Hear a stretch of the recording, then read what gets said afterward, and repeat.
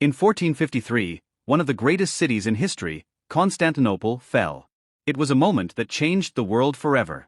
This is the story of how the walls of the Byzantine Empire's capital crumbled under the might of the Ottomans, and how this event reshaped the course of history. For over 1,000 years, Constantinople had stood as a beacon of power, faith, and culture. It was the heart of the Byzantine Empire, strategically located between Europe and Asia, and one of the wealthiest cities in the world. But by the 15th century, the once mighty Byzantine Empire was crumbling, reduced to a shadow of its former self. By 1453, the Byzantine Empire had shrunk to just Constantinople and a few scattered territories. The empire that had once controlled vast lands was now isolated, surrounded by a powerful enemy. The Ottoman Empire. The city had endured numerous sieges over the centuries, thanks to its impregnable walls. Built by Emperor Theodosius II in the 5th century, the massive triple-layered walls protected Constantinople for over 1,000 years. However, the Byzantine Empire was now facing a formidable new threat.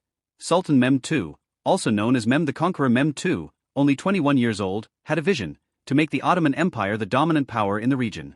And that meant capturing Constantinople, the city that had eluded his ancestors for generations. He prepared for the siege with great precision.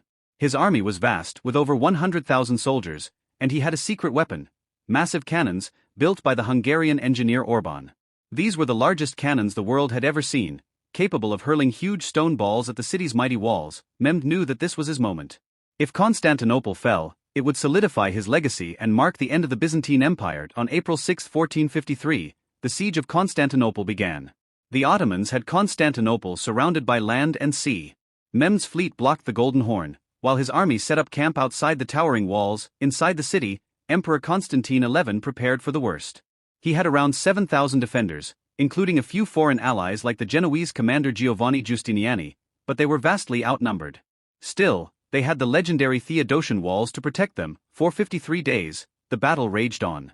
The Ottomans bombarded the walls relentlessly with their massive cannons. But the walls held strong, at least for a while. Despite the heavy bombardment, the Byzantine defenders managed to repair the damage to the walls each night. But Mehmed had another trick up his sleeve. The Ottomans began digging tunnels beneath the walls, hoping to break through from underground. However, the Byzantines were prepared, using countermines to thwart these efforts. It was a deadly game of cat and mouse beneath the city. As the siege dragged on, the situation inside Constantinople became dire. Food supplies dwindled, morale was low, and the city's defenders were exhausted. The fall of Constantinople seemed inevitable. On May 29, 1453, Mehmed launched his final assault. In the early hours of the morning, the Ottomans attacked from all sides. The massive cannons had weakened the walls to their breaking point, and the defenders, already stretched thin, could not hold them back. Giovanni Giustiniani, the Genoese commander, was mortally wounded, and with his fall, Byzantine resistance crumbled.